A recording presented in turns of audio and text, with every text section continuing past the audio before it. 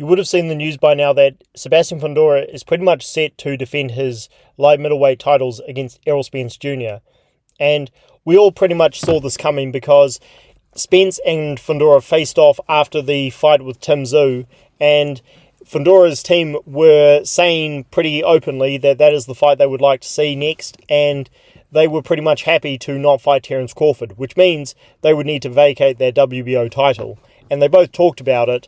Well, it's no surprise here that the boxing official speaking to Boxing Scene has said if Fundora does not fight Terence Crawford next, then they will have to vacate the title or they will be stripped. And again, Fundora's team have already pretty much said they are okay with that, so this is probably what's going to happen. Now, I'm sort of torn on this because Errol Spence, I mean, I know the man's, whether you like Errol Spence or not, you cannot deny the man has incredible amounts of heart. So I have no doubt he is going to go in there and he is going to fight like a warrior, like he did against Terence Crawford, like he has done throughout his career against Fundora. But whether or not it's the best thing for him is another question, because after such a terrible beating against Terence Crawford, not having a training team, I mean, who is Errol Spence training with after going through these lawsuits with Derek James? Is it really a good idea to put him in there with a guy who is bigger than anybody he has fought? I know that Errol Spence, again, he's got incredible heart, and technically some people are saying he is the better fighter here, and I'll get onto that in a second. But I just don't know if this is the right move for Spence. Plus, there were so many other big names for Fundora to fight against. But Crawford knew that the PBC were clearly trying to sabotage him, and it's very clear that they were trying to do that. Again, after the Tim Tszyu fight, they orchestrated that whole situation very clearly to make sure that Crawford would stay out of the picture. And again, I was talking about this when I had around 400, 500 subscribers, which, I mean, it's crazy how much I have gained since then. But when nobody knew who I was talking about how it's very clear PBC is launching another campaign to sabotage Terence Crawford.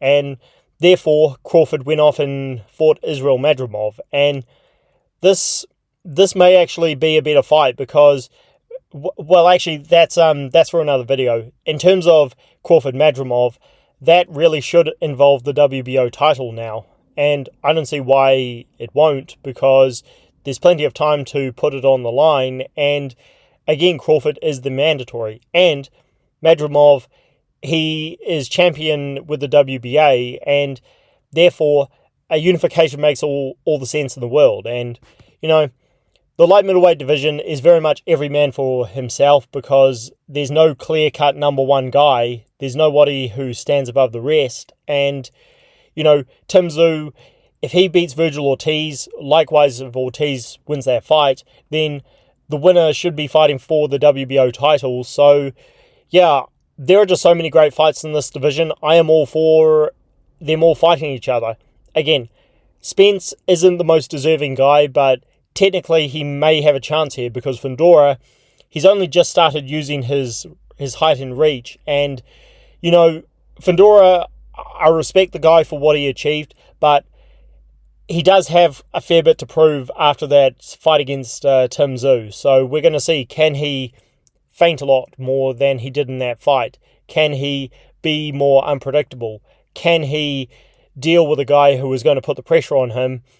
Errol Spence is not as explosive as Tim Tszyu, but again, technically, he may have Fundora beaten there. So if Spence is able to bring Fundora into that phone booth fight, which Fundora usually likes, maybe Spence will be able to catch him. But Spence has never been known for having knockout power, so it is a very interesting fight. And yeah, I'll do another video on Errol Spence because this is a very unique situation he's in.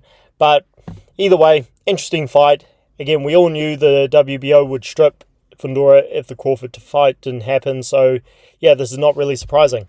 Let me know what you guys think down below about this fight and whether the WBO title should go or will go to Crawford Madrimov.